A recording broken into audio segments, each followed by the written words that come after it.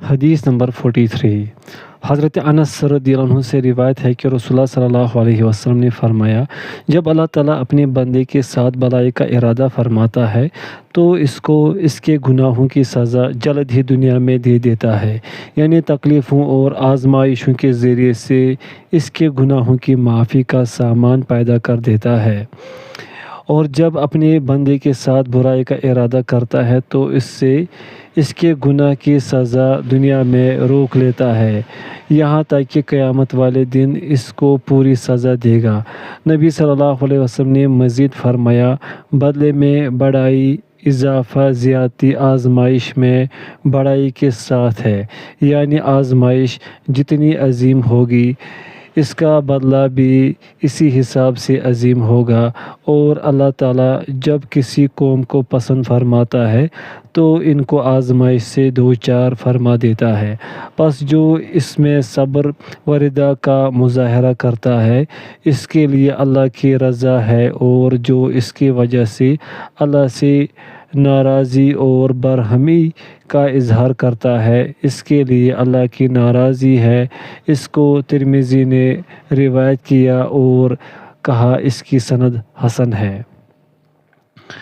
فوائد: اس سے معلوم ہوا کہ آزمائشیں بھی اس دنیا میں مومن کے لیے ایک نعمت ہے، جن سے بقدر آزمائش اس کے گناہ معاف ہوتے اور عند اللہ اجر و ثواب میں اضافہ ہوتا ہے، اسی لیے ہر آزمائش اور تکلیف میں صبر و رضا ضروری ہے، کیونکہ اس کے بغیر یہ شرف و فضیلت حاصل نہیں ہو سکتی، بلکہ بے صبری سے گناہوں میں مزید اضافہ ہوگا۔ حدیث نمبر 44۔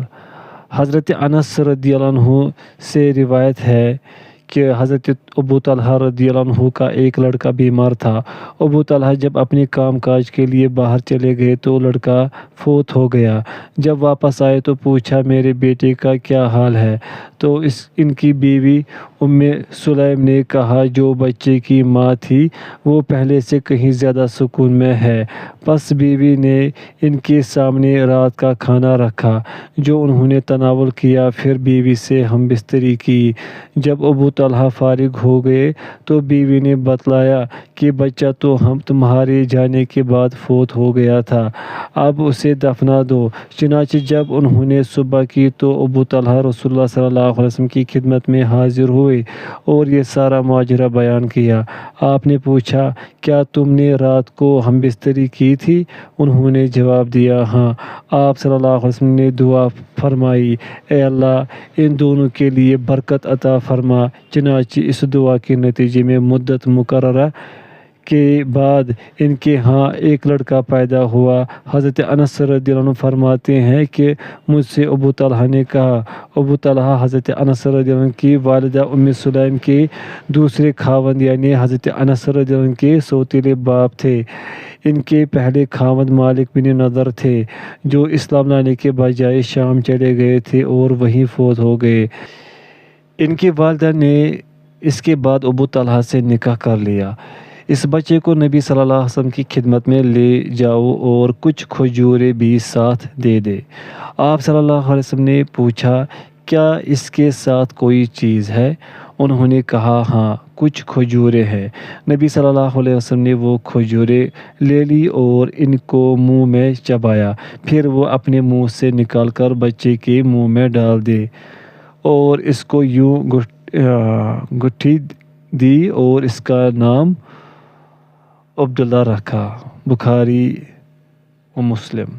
اور بخاری کی ایک روایت میں ہے کہ ابن عیینہ نے کہا کہ انصار کے ایک آدمی نے انہیں بتایا کہ میں نے عبداللہ کے 9 لڑکے دیکھے، سب کے سب قرآن کے قاری تھے۔ اور مسلم کی روایت میں ہے کہ ابو طلحہ کا ایک بیٹا جو ام سلیم کے بطن سے تھا فوت ہو گیا، تو ام سلیم نے اپنے گھر والوں سے کہا، تم ابو طلحہ کو ان کے بیٹے کی بابت مت بتلانا، میں خود ہی ان کو یہ بات بتلاؤں گی۔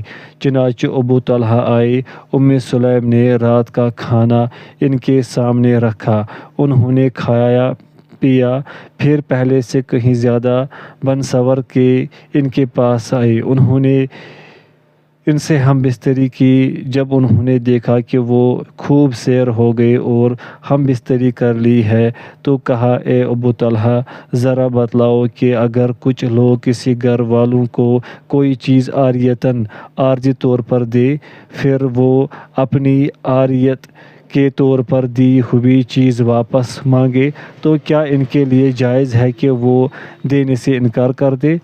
ابو طلحہ نے جواب دیا، نہیں۔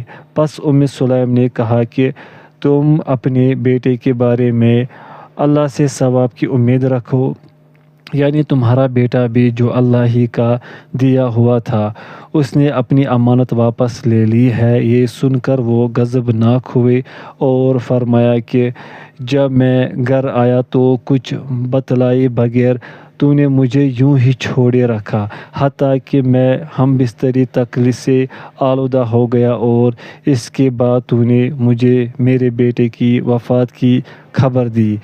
اس کے بعد وہ گئے اور رسول اللہ صلی اللہ علیہ وسلم کی خدمت میں حاضر ہوئے اور جو کچھ ہوا وہ بیان کیا۔ رسول اللہ صلی اللہ علیہ وسلم نے سن کر دعا فرمائی، اللہ تعالیٰ تم دونوں کے لیے تمہاری اس رات میں برکت عطا فرمائے۔ چنانچہ سلیم کو حمل قرار پا گیا۔ راوی حدیث حضرت انس رضی اللہ عنہ نے بیان کیا کہ رسول اللہ صلی اللہ علیہ وسلم ایک سفر میں تھے۔ حضرت سلیم بھی اپنے خاوند ابو طلحہ کے ہمراہ آپ صلی اللہ علیہ وسلم کے ساتھ تھی، اور رسول اللہ صلی اللہ علیہ وسلم کا یہ معمول تھا کہ جب سفر سے مدینہ واپس تشریف لاتے تو رات کو تشریف نہ لاتے۔ جب یہ قافلہ مدینہ کے قریب پہنچا تو سلیم کو درد زچگی کے عین وقت جو درد ہوتا ہے شروع ہو گیا، چنانچہ ابو طلحہ ان کی خدمت کے لیے رک گئے اور رسول اللہ صلی اللہ علیہ وسلم نے اپنا سفر جاری رکھا۔ حضرت انس رضی اللہ عنہ نے کہا، ابو طلحہ کہتے تھے، اے رب، تو جانتا ہے کہ مجھے یہی پسند ہے کہ جب رسول اللہ صلی اللہ علیہ وسلم مدینہ سے باہر جائے تو میں بھی آپ کے ساتھ جاؤں، اور جب آپ مدینہ میں داخل ہوں تو میں بھی آپ کے ساتھ ہی داخل ہوں، اور تو دیکھ رہا ہے کہ میں رک گیا ہوں جبکہ رسول اللہ صلی اللہ علیہ وسلم آگے تشریف لے گئے ہیں۔ سلیم نے یہ سن کر کہا، ابو طلحہ، اب مجھے وہ درد محسوس نہیں ہو رہا جو پہلے مجھے ہو رہا تھا، اس لیے چلو۔ چنانچہ ہم وہاں سے چل پڑے۔ جب وہ دونوں مدینے پہنچ گئے تو انہیں پھر درد ذہ شروع ہو گیا، جو پہلے ابو طلحہ کی دعا سے وقتی طور پر ختم ہو گیا تھا۔ پس ان کے ہاں ایک لڑکا پیدا ہوا۔ پس میری والدہ سلیم نے مجھے کہا، اس کو اس وقت تک کوئی دودھ نہ پلائے جب تک تم صبح صبح اسے رسول اللہ صلی اللہ علیہ وسلم کی خدمت میں پیش نہیں کر دیتے۔ پس صبح ہوتے ہی میں اسے اٹھا کر رسول اللہ صلی اللہ علیہ وسلم کی خدمت میں لے گیا۔ آگے باقی حدیث بیان کی جو پہلے گزر چکی ہے۔ فوائد: اس حدیث سے ہمیں معاشرتی زندگی کے لیے بہت سی ہدایات ملتی ہیں، مثلاً ایک صابر و شاکر عورت کا کردار، کہ بچہ فوت ہو گیا لیکن کوئی جزا فضا و ویلا بین اور نوحہ و ماتم نہیں کیا، حتیٰ کہ خاوند جب گھر آتا ہے تو پہلے ایک خدمت گزار بیوی کی طرح خاوند کی تمام ضروریات کا اہتمام کرتی ہے، اور اس کے بعد خاوند کو نہایت اچھوتے انداز سے بچے کی وفات کی اطلاع دیتی ہے، جس سے یہ سبق ملتا ہے کہ خاوند کی خدمت اور اسے آرام و سکون پہنچانا ایک مسلمان عورت کا اولین فرض ہے۔ پوائنٹ سیکنڈ، گھر میں خاوند کے لیے سنگار اور زیب و زینت کا اہتمام کرنا مستحسن ہے۔ پوائنٹ تھرڈ، ولادت کے بعد بچے کو کسی نیک آدمی کے پاس لے کر اس سے تحنیک کروانا، گٹھی دلوانا۔ پوائنٹ فورتھ، مصیبت میں جو اللہ کے فیصلے پر راضی رہتا ہے اللہ تعالیٰ اس سے بہترین بدلہ عطا فرماتا ہے۔ پوائنٹ ففتھ، مجاہدین کے ساتھ خواتین بھی جہاد میں شریک ہو سکتی ہیں اور اپنی حدود میں رہ کر مجاہدین کی جو خدمت وہ بجا لا سکتی ہیں بجا لائے، مثلاً زخمیوں کی مرہم پٹی، بیماروں کی تیمارداری، پانی روٹی وغیرہ کا انتظام۔ پوائنٹ سکستھ، ایسا تعریض و کنایہ توریہ جائز ہے جس سے دوسرا شخص مغالطے میں پڑ جائے تاہم وہ جھوٹ نہ ہو۔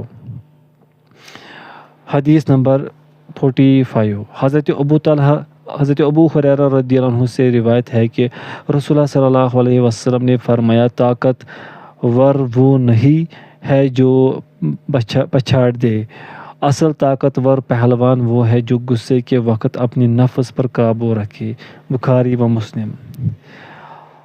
السرعہ سواد پر پیش اور را پر زبر کے ساتھ، اس کی اصل عربوں میں یہ ہے کہ جو اکثر لوگوں کو پچھاڑ دے۔ فوائد میں اس امر کی ترغیب ہے کہ غصے میں انسان کو بے قابو نہیں ہونا چاہیے بلکہ غصے کو ضبط کرنے کی کوشش کرنی چاہیے۔ حدیث نمبر 46۔ حضرت سلیمان بن سرد رضی اللہ عنہ بیان کرتے ہیں کہ میں نبی صلی اللہ علیہ وسلم کے ساتھ بیٹھا ہوا تھا اور دو آدمی ایک دوسرے کو گالی گلوچ کر رہے تھے۔ ان میں سے ایک کا چہرہ مارے غصے کے سرخ ہو گیا اور اس کی رگیں پھول گئی۔ رسول اللہ صلی اللہ علیہ وسلم نے اسے دیکھ کر فرمایا، میں ایک کلمہ جانتا ہوں، اگر یہ اسے پڑھ لے تو اس کا غصہ دور ہو جائے۔ اگر یہ شخص یہ کہہ لے، اعوذ باللہ من الشیطان الرجیم، میں شیطانی مردود سے اللہ کی پناہ میں آتا ہوں، تو اس کا جوش و غضب ختم ہو جائے گا۔ لوگوں نے اس سے کہا کہ نبی کریم صلی اللہ علیہ وسلم نے فرمایا کہ شیطان مردود سے اللہ کی پناہ طلب کر۔ بخاری و مسلم۔ فوائد۔ غصے کے وقت یہ شعوری احساس کہ یہ غصہ شیطانی وسوسہ ہے، مجھے شیطان سے اللہ کی پناہ طلب کرنی چاہیے، یقیناً غصے کے ازالے کے لیے بہترین نسخہ ہے۔ کاش مغلوب الغضب قسم کے لوگ اس نسخے پر عمل کر کے دیکھیں۔ حدیث نمبر 47۔ حضرت معاذ بن انس رضی اللہ عنہ سے روایت ہے کہ نبی صلی اللہ علیہ وسلم نے فرمایا، جو شخص غصے کو پی جائے جبکہ وہ اسے نافذ کرنے پر قادر بھی ہو، اللہ تعالیٰ قیامت والے دن اسے تمام مخلوقات کے ساتھ بلائے گا اور اسے کہے گا کہ وہ جس حور عین کو چاہے اپنے لیے پسند کر لے۔ ابو داؤد، ترمذی اور امام ترمذی نے کہا یہ حدیث حسن ہے۔ فہم الحدیث۔ فوائد۔ حور حورہ کی جمع ہے، نہایت سفید رنگ کی خوبصورت عورت، عینا کی جمع ہے، موٹی آنکھوں والی۔